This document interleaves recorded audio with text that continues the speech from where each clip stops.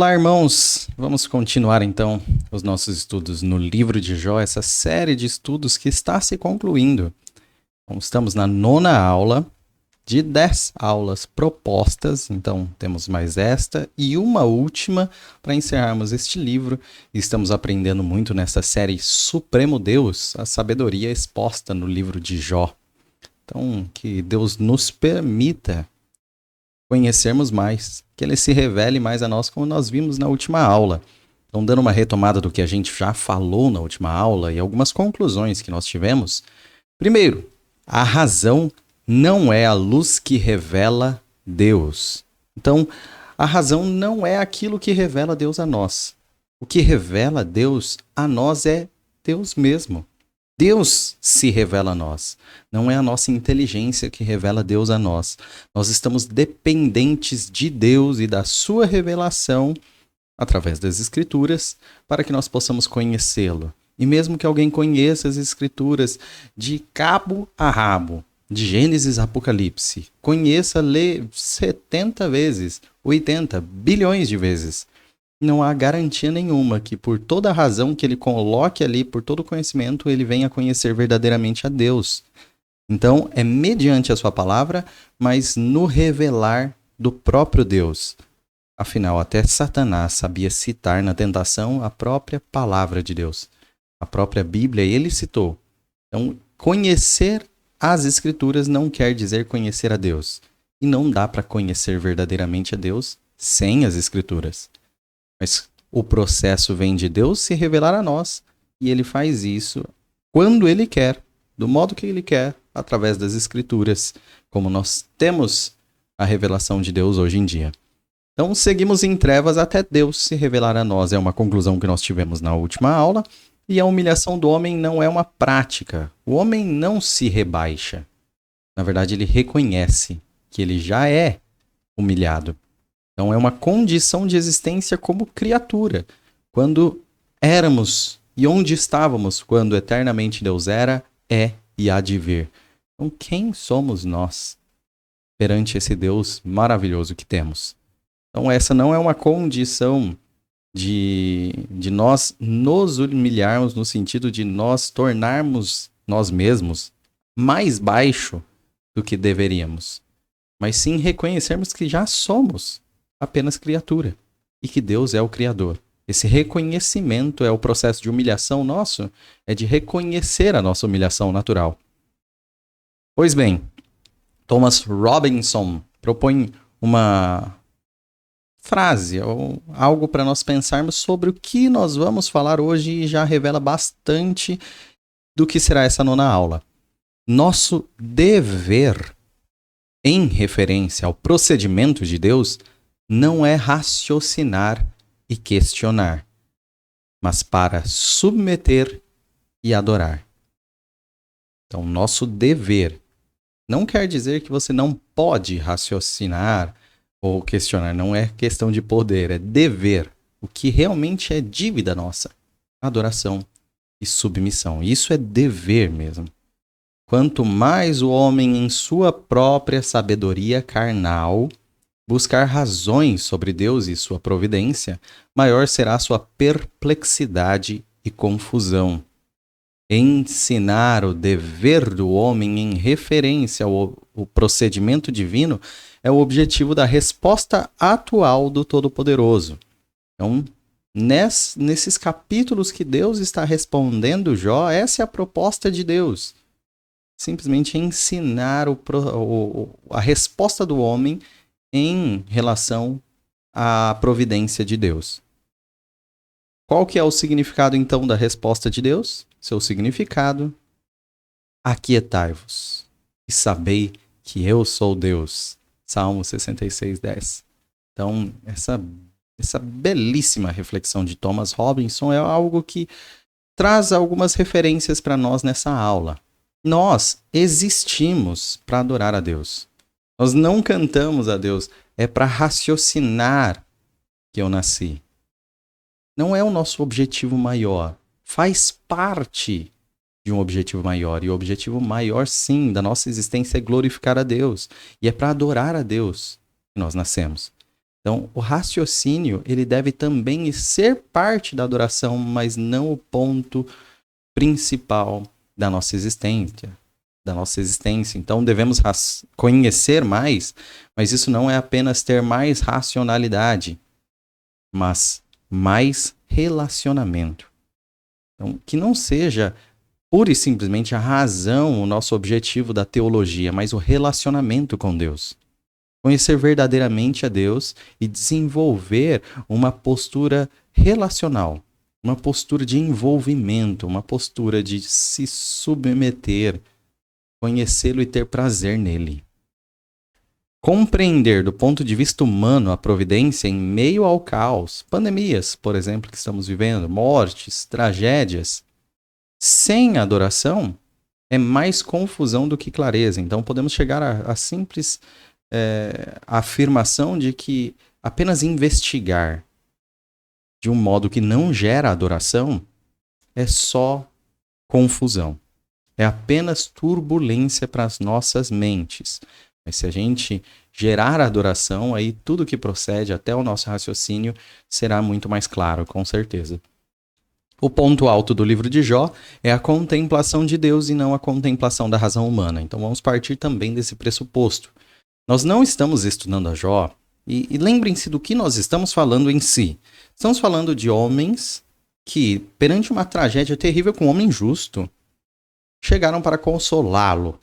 3 destes fizeram inúmeras acusações a Jó. Então, vimos Jó combatendo com eles em racionalidade, em busca por sabedoria, de uma forma muito boa.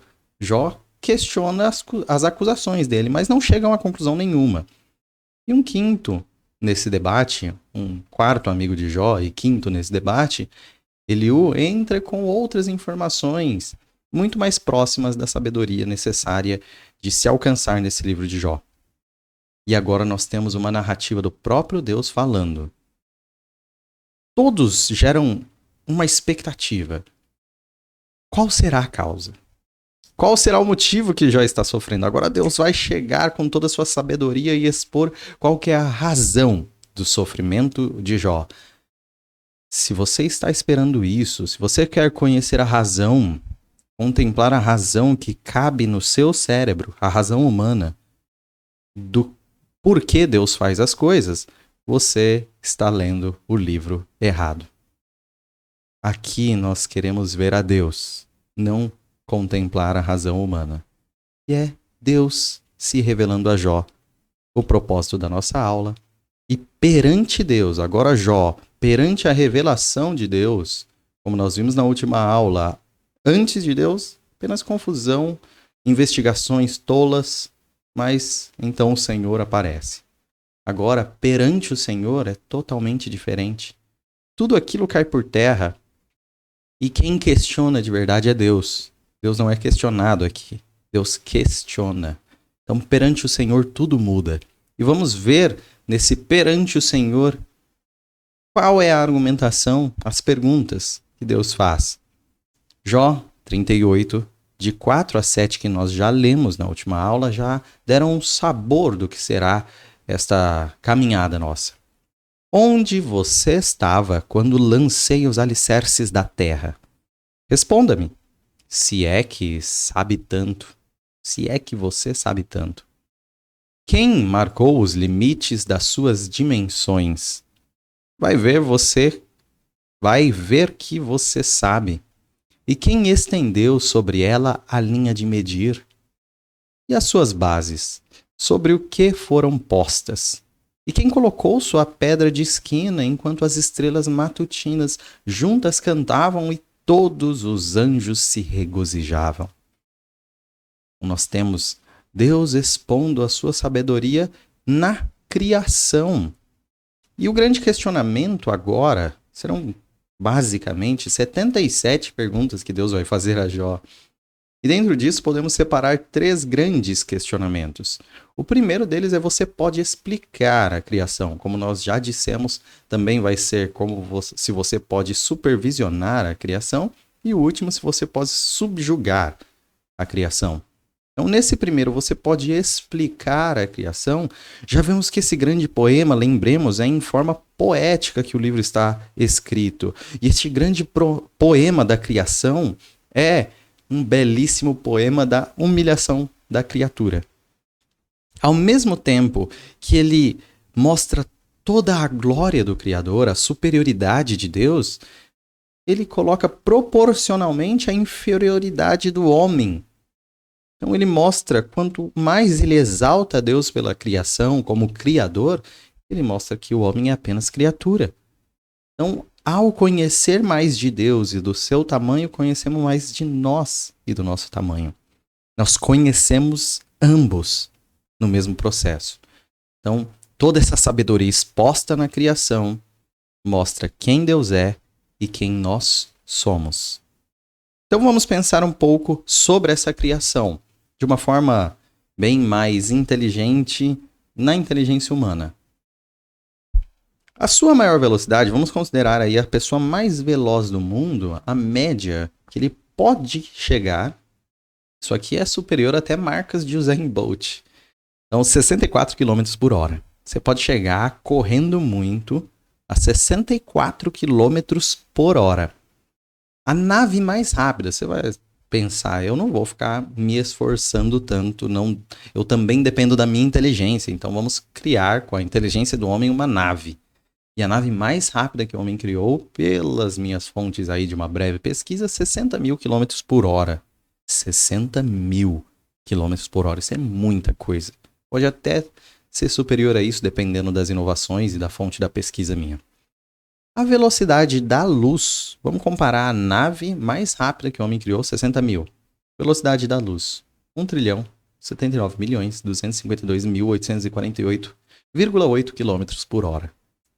Não dá nem para comparar a velocidade do que o homem criou de mais veloz de nave com a velocidade da luz. Mas vamos imaginar ainda assim que o homem consiga viajar na velocidade da luz. Tá ficando difícil, né? Na velocidade da luz ele consegue viajar. Para atravessar nossa galáxia, a Via Láctea, demoraria apenas 100 mil anos. 100 mil anos na velocidade da luz. Você que só chega correndo a 64 km por hora. Na velocidade da luz. Quem vai conseguir chegar? 100 anos? Quem garante que vai chegar aos 100 anos? Não estou falando de 100 anos. De 1000 também não. De 100 mil anos. Ou seja, e se a gente parar para pensar que a nossa galáxia, pelo que já conhecemos mesmo, principalmente pelos telescópios mais avançados, aí, o Hubble, por exemplo, nós conhecemos pelo menos 2 trilhões de galáxias para atravessar a nossa na velocidade da luz, 100 mil anos. O que nós conhecemos? Quem somos nós, essa poeirinha espacial? Nada. Minúsculos.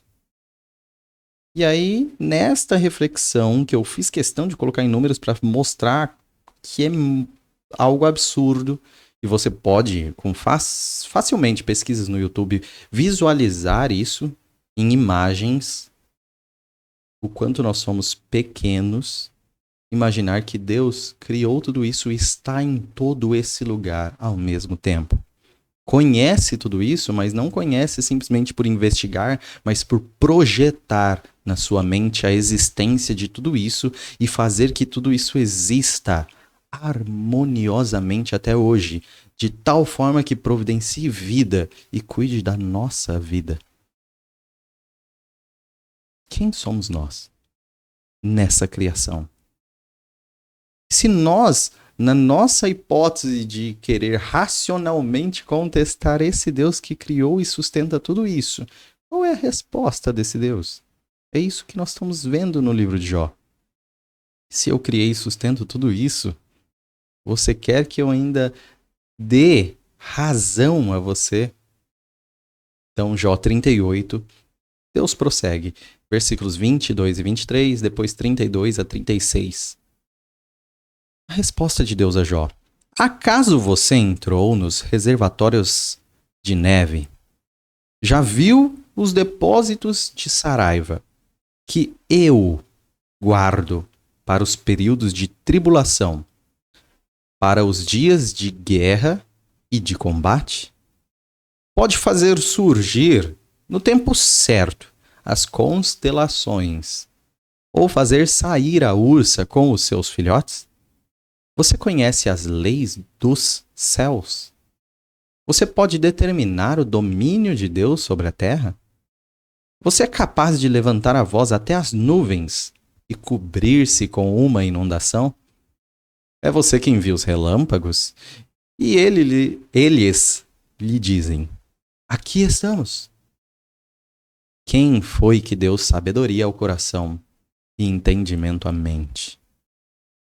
As perguntas de Deus são, sim, de esclarecer quem Deus é e esclarecer quem nós somos. Aqui ele está perguntando a Jó se ele sabe, por acaso, se foi ele. As respostas todas são não, mas foi você que, por acaso, guardou a neve, a saraiva, para o tempo que eles devem ser usados para tribulação, para guerra, para dias de combate. Foi você que fez surgir todos esses céus, essas constelações, a ursa aí, em referência às constelações e seus filhotes. Você conhece toda a lei dos céus, ou mesmo determina o domínio de Deus sobre a terra? E pode muito bem falar em voz alta e começar a chover? É isso? Ou você pode falar, apareça o relâmpago e ele fala, opa, estamos aqui. Não, né? Não. Todas as respostas são não. E aí ele lembra quem Deus é e quem Jó é. Quem foi que deu sabedoria ao coração e entendimento à mente. Então, ainda dentro desse raciocínio de você pode explicar a criação, nós vemos que Deus é o Deus de todas as estações e todos os tempos. Seja os tempos mais tranquilos, seja os tempos mais turbulentos, é Deus que é o Deus de todos eles.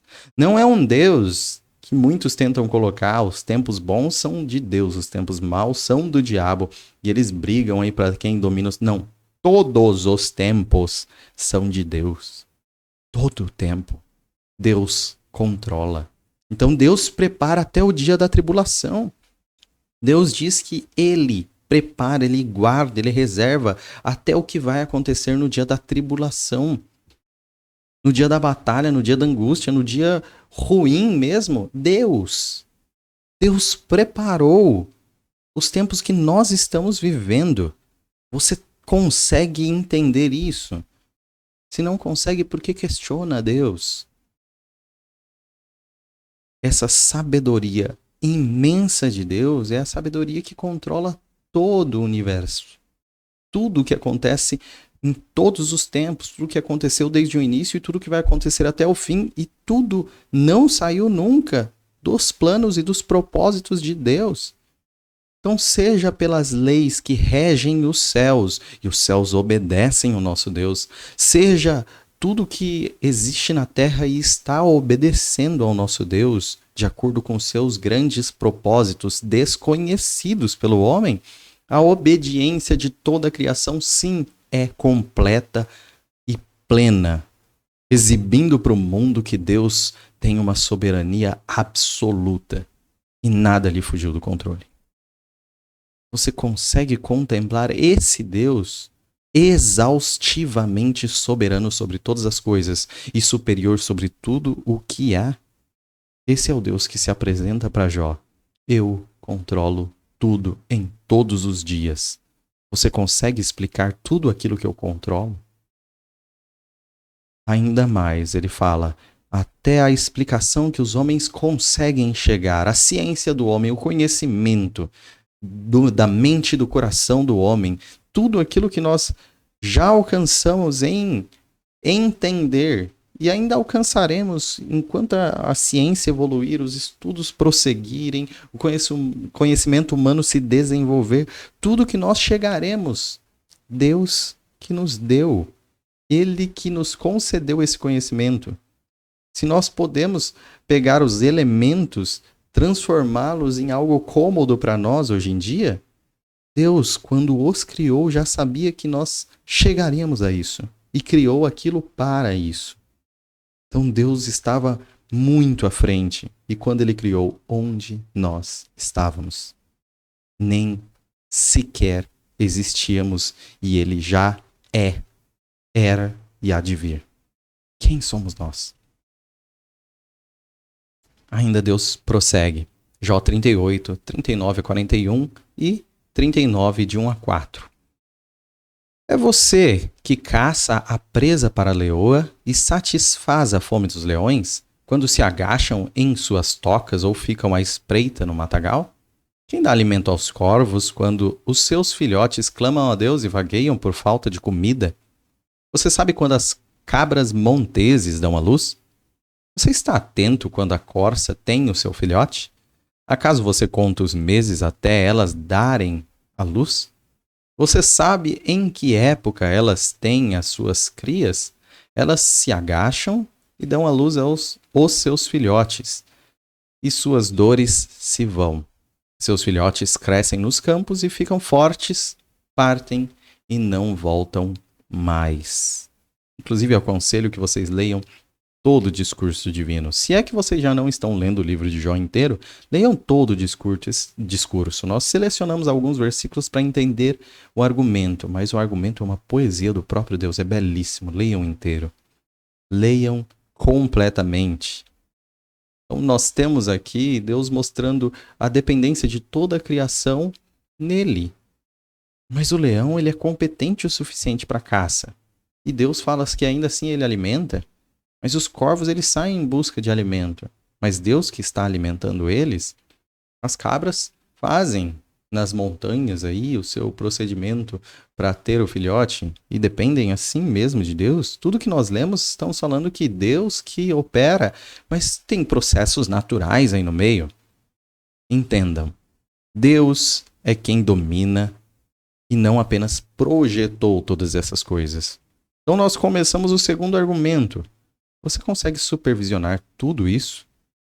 Deus consegue. Deus está mesmo lá no alto da montanha ou no meio do matagal. Deus está junto com todos estes e os alimentos acompanha, os auxilia naquilo que Deus quer e para o seu propósito. Então, seja o que for, Deus controla. O natural ainda assim depende dele. Aquilo que acontece por processo natural. Aquela árvore, por causa do vento, soltou aquela folha e ela caiu no chão. É um processo natural. Deus que faz isso. Então não confunda o que acontece naturalmente é descontrolado por Deus. E o que acontece sobrenaturalmente é Deus agindo. Não, os dois casos, natural e sobrenatural, são Deus agindo. Deus age. Deus criou aquilo que é natural e até as suas leis, as leis da natureza, as leis que regem o universo, Deus criou, então ele controla tudo, exaustivamente tudo, e por isso a gente acredita totalmente nessa soberania de Deus. Todas as coisas, todas as criaturas e toda a vida dependem de Deus. Dependem de Deus. Inclusive nós. E se nós acreditamos que tudo depende de Deus, quer dizer que tudo é falho, tudo é frágil e tudo é imperfeito? Não pela dependência, sim pelo pecado. Então, o pecado sim é a nossa falha, o nosso problema, mas a nossa dependência não é falha nem imperfeição. Antes de Adão pecar, ele ainda assim dependia de Deus. Os anjos que não pecaram, os anjos que estão confirmados para todo sempre, puros perante o altar de Deus, ainda assim dependem de Deus. Então, mesmo se você não tivesse pecado algum, como criatura, você depende do Criador sequer para existir. E a dependência é contínua, para continuar a existir. Então não é uma falha em si, não é fruto do pecado a nossa dependência de Deus. E por isso, quando nós formos aos céus de glória e for eliminado o pecado, ainda sim dependeremos de Deus. Porque Ele é Criador e nós criaturas. Sendo assim, nós dependemos totalmente dele. A nossa razão, paz, alegria, tribulação, dor, dependem de nós ou dele? Pensem comigo. A sua razão depende 100% de você? É isso? Muitos dizem que sim. Muitos tentam abolir Deus do processo. E negam a realidade das coisas de dependência de Deus. Por exemplo, falam que você é quem você quer ser e a sua ambição que manda, a sua garra, a sua vontade vão determinar tudo sobre você na sua vida. Se você, enquanto os outros dormem, você pode trabalhar, você pode estudar, você pode chegar a ser quem você quiser ser, basta você querer. É uma grande mentira de coach hoje em dia, sendo que desconsideram inúmeras coisas. Primeiro, e uma contestação que é genuína sim, tem pessoas que nascem em ambientes que não vão poder estudar tanto quanto outras. O que naturalmente vai acontecer? Normalmente, essas pessoas que têm estrutura financeira vão estudar em melhores escolas, melhores universidades e vão conhecer mais, terão mais entendimento. E as outras, normalmente, tirando um ou outro caso, chegarão em outros patamares, geralmente menores. Podemos falar então que depende só das pessoas? Não. Elas não escolheram se nasceriam numa família rica ou numa família pobre. Ainda podemos citar dos aspectos biológicos. E tem pessoa que, conforme estudos científicos, tem algumas dificuldades, inclusive cerebrais, limitações de pensamento, seja o que eu não conheço muito, mas algum problema, algum transtorno, alguma dislexia, alguma coisa que impede ela de chegar à razão ou ao conhecimento como um Einstein, por exemplo. Por mais que ela possa chegar longe, ela não terá a facilidade de alguém que tem todas as faculdades mentais muito elevadas. Então, se biologicamente ou financeiramente, nós não escolhemos nem a nossa genética, nem o nível de riqueza familiar de onde nós vamos nascer, mas Deus escolhe.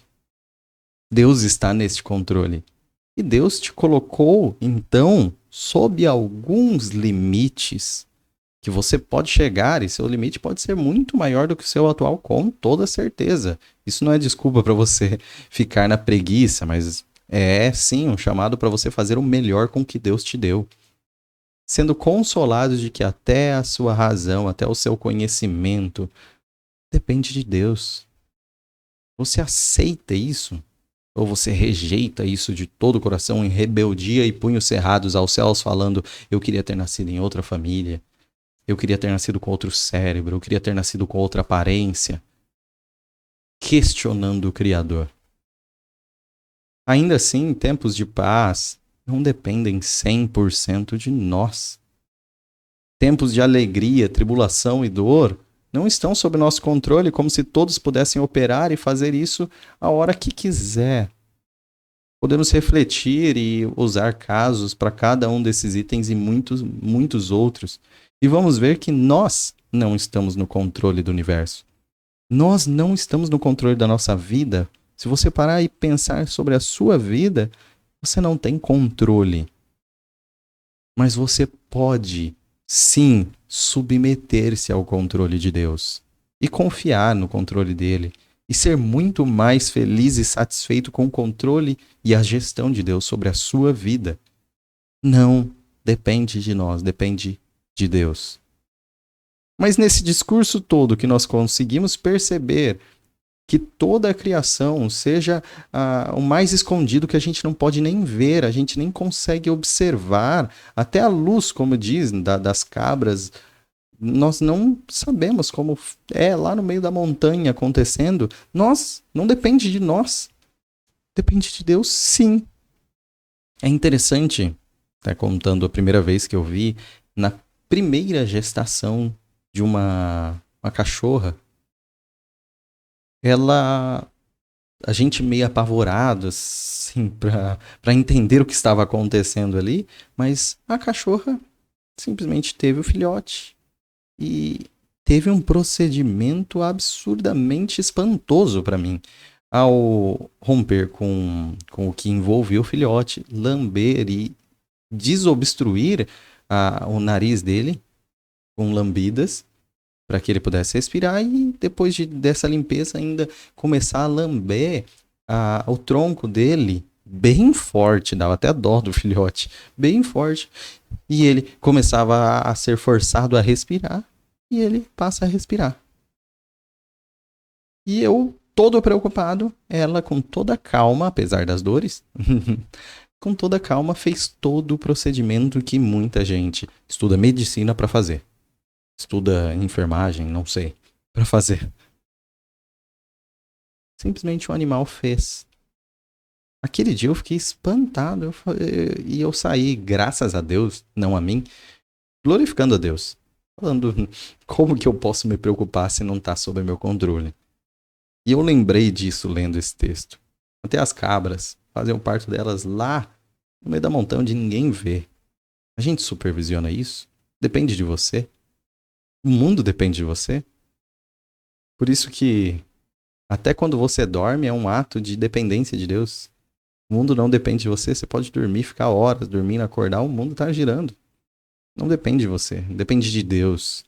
Então viva descansando nessa dependência. Ou seja, onde está o consolo nisso?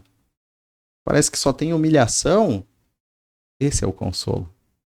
O consolo de Jó, diferente dos amigos que acusam Jó de pecado, Deus mostra a si mesmo e a sua glória através de todas as coisas, inclusive da criação.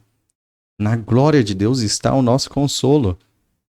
Então, tem esse texto maravilhoso que eu quero compartilhar com vocês. É como se o Senhor Deus estivesse dando um passeio pela sua criação. Um passeio pelo jardim, talvez, depois que a tempestade se acalma. E está convidando Jó para acompanhá-lo. Está vendo isto? Reconhece aquilo? Quero surpreendê-lo, diz Deus, com a complexidade de tudo. Desde os fundamentos da terra, desde que os fundamentos da terra foram lançados, quando as estrelas da alva cantavam juntas e todos os filhos de Deus gritavam alegremente nos céus. Essa celebração jubilosa do Criador tem sido cantada. Considere o mar, limitado ao seu poder caótico, os céus, o abismo, a luz e as trevas. Pense também nos animais. Você pode caçar a presa para a leoa? Quem cuida dos corvos? O que dizer do milagre do nascimento? Das cabras montesas? Dos jumentos selvagens? Dos bois selvagens? Venha comigo, Jó. Veja essas coisas, maravilhe-se com elas, aprecie todas. Você não pode controlá-las, mas estão sob o meu controle.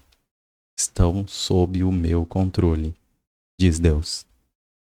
Você jamais será o que deveria ser, até que saia de si mesmo e ande entre elas.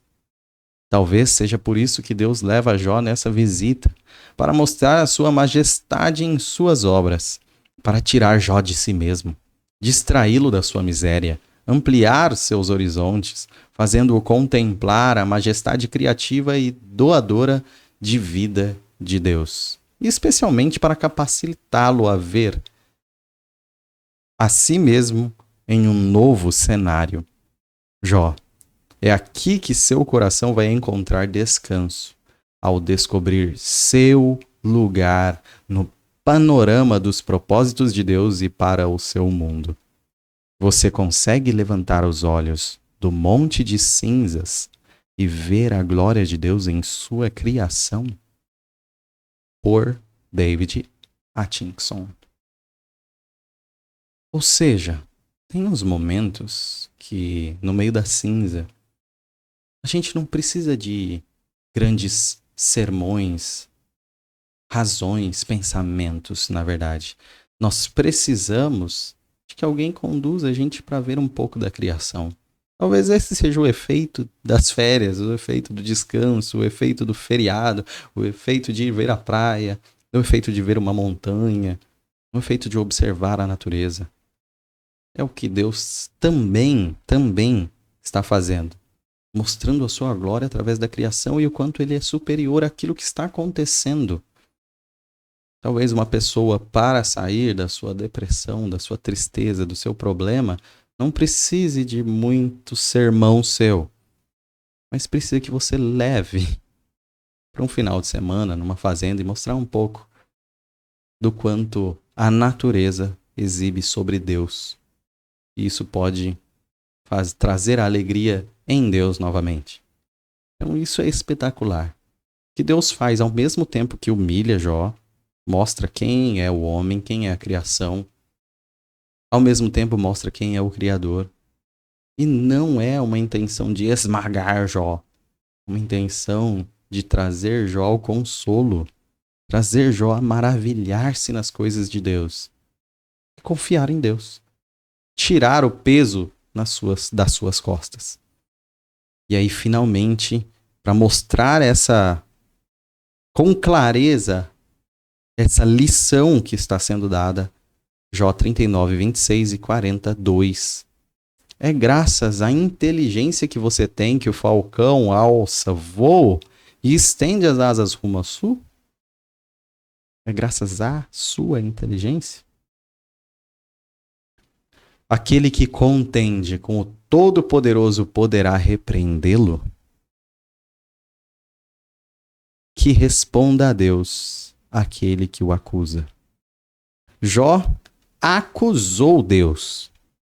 E Deus fala, então responda as minhas perguntas. Então responda o que eu te perguntei. E a última pergunta aí, aquele que contende com o Todo-Poderoso poderá repreendê-lo? Você pode repreender Deus? Corrija alguma coisa. De tudo que eu falei, me corrija em alguma coisa.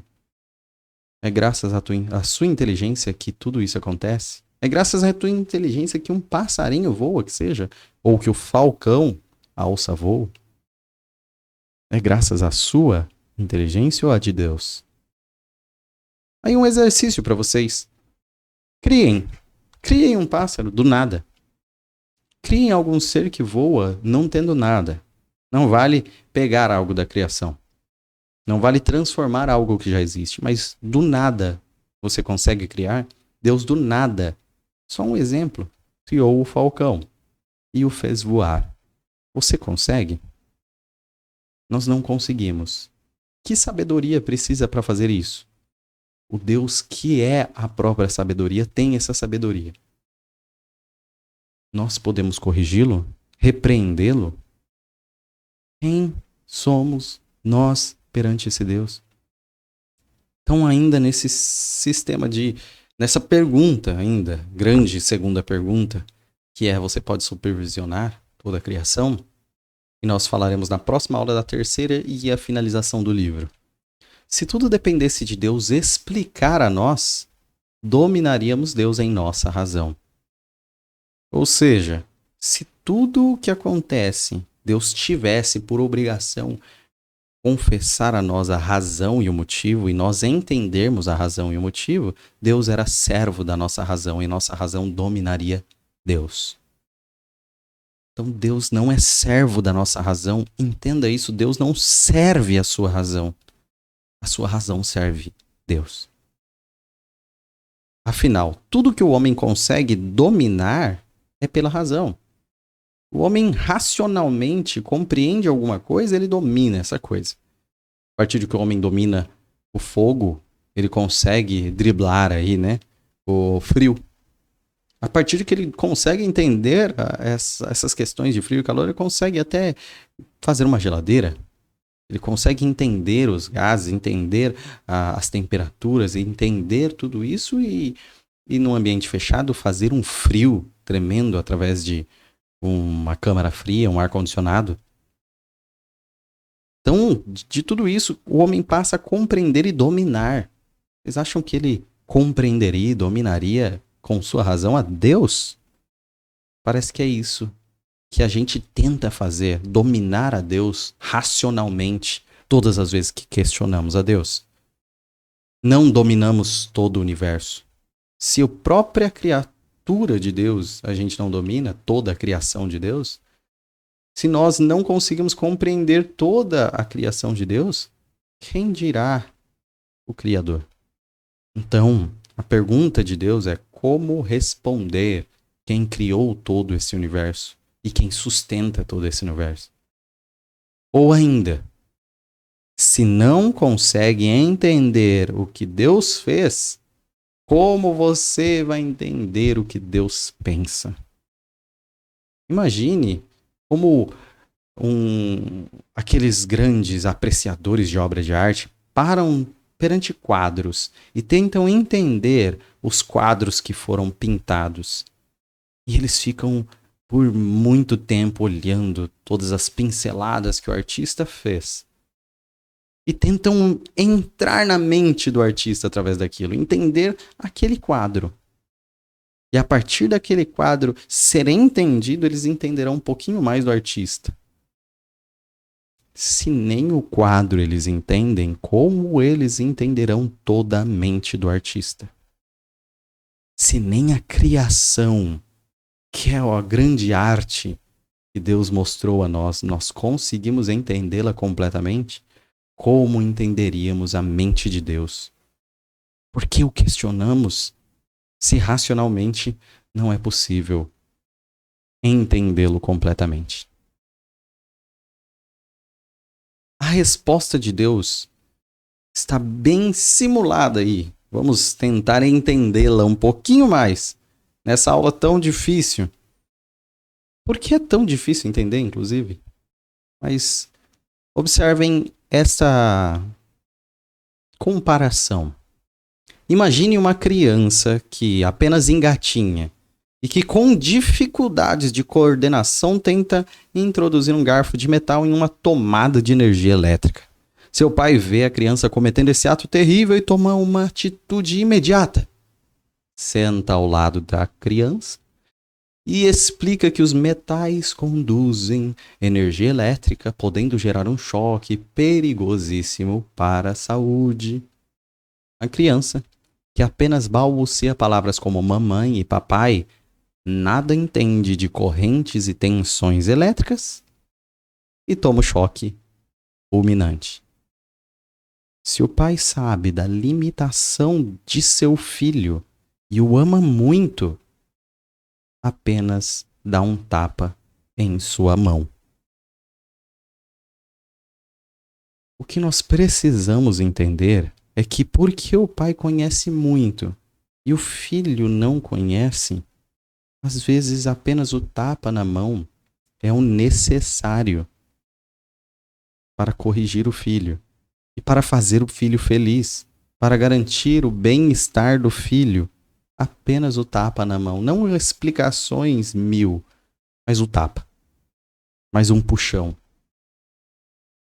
O sofrimento na nossa vida pode ser apenas o tapa na mão. O sofrimento em nossa vida pode ser apenas o puxão.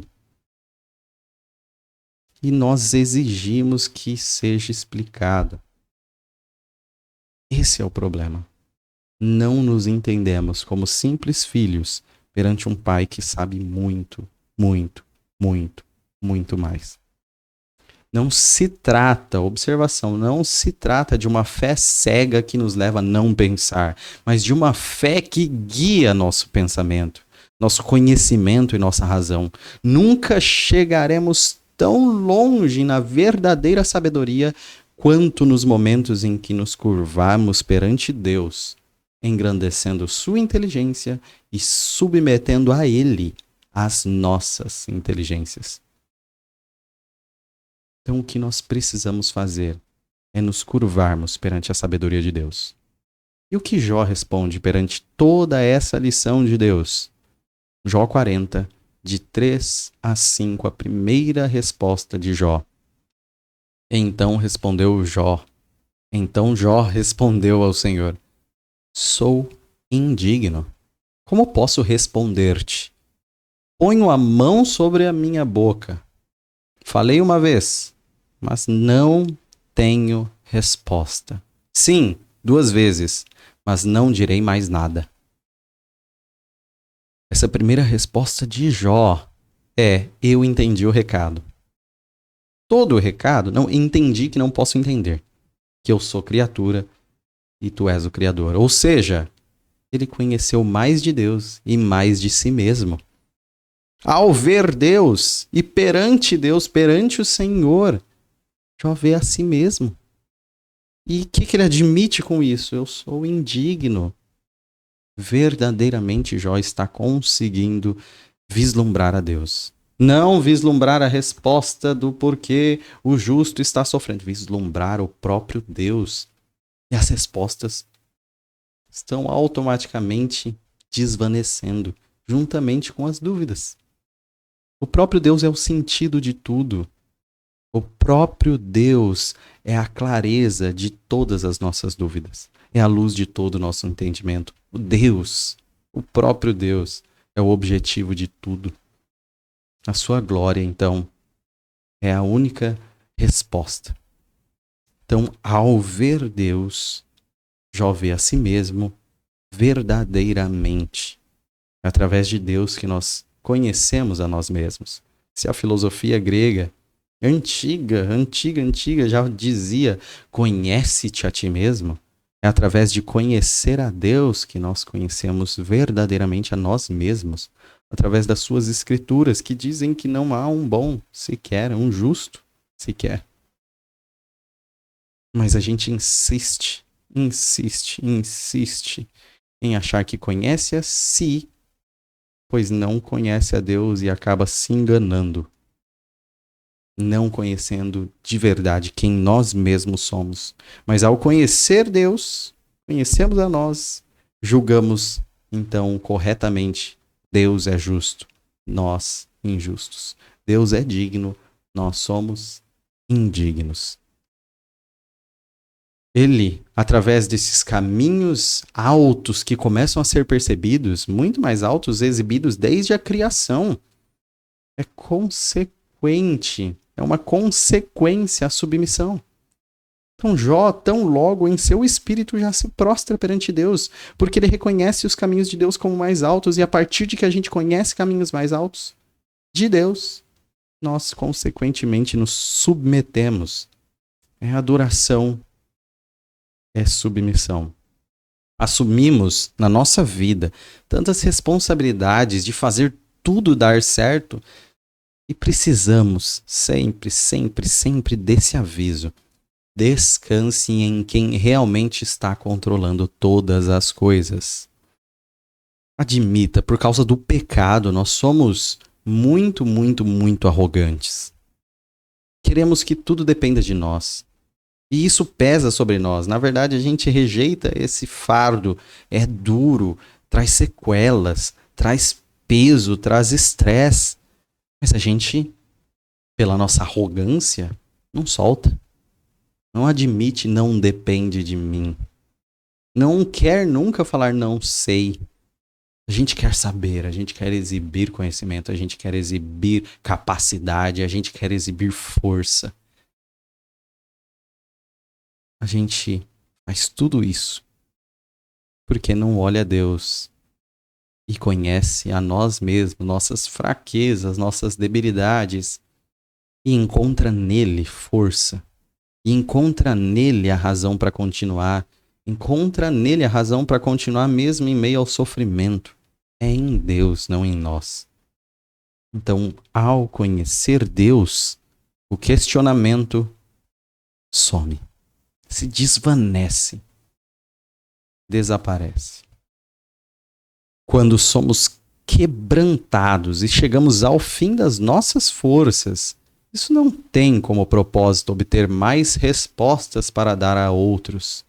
A intenção é ajudar-nos a reconhecer que o Senhor é Deus e seus planos e razões são mais profundos, mais elevados e mais amplos do que podemos compreender.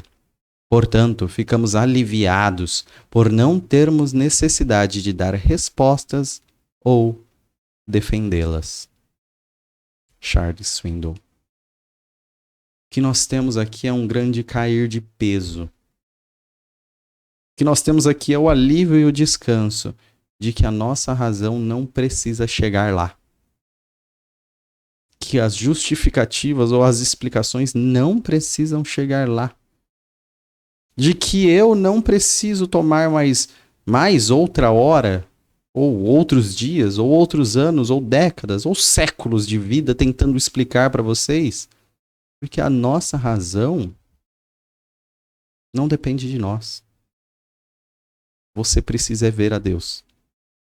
Você precisa ter um relacionamento verdadeiro com aquele que há de se revelar a você.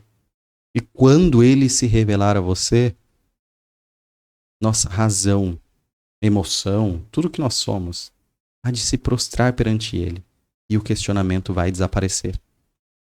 É ao conhecer a Deus, não ao entender.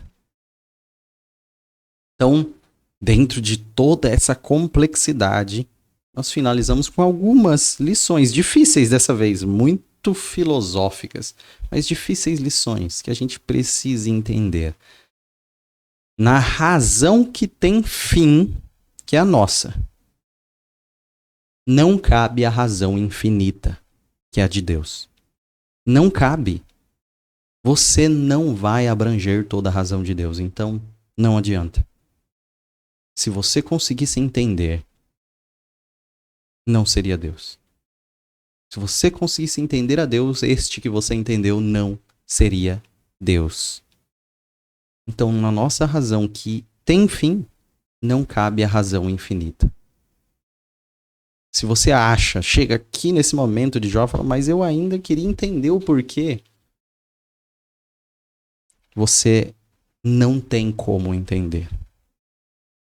Você precisa ver a Deus. Então, ainda há quem espere ver a razão, mas não espera ver a Deus. Será que não está trocando as coisas? Você serve a sua razão ou você serve a Deus? Você adora a sua racionalidade ou adora a Deus? O objetivo final de tudo o que acontece é glorificarmos a Deus em conhecermos nossa pequeneza e a sua grandiosidade. E nós reconhecemos o quanto nosso Deus é grande e o quanto nós somos pequenos. E automaticamente glorifiquemos a Deus, nos satisfazendo em Deus, tendo alegria nesse conhecimento e adorando a Deus, que é o propósito da nossa existência, e com isso, o nosso maior prazer. Nosso maior prazer. Deus nos abençoe nesse processo de reconhecer a nossa humilhação e a grandeza dele. Que ele seja o objetivo da nossa razão, do nosso conhecimento, da nossa existência. Não servo da nossa razão, mas que a nossa razão seja serva de Deus. Nós não desprezemos a razão, mas não coloquemos ela como a idolatria das nossas vidas, mas que nós adoremos a Deus. Até a última aula.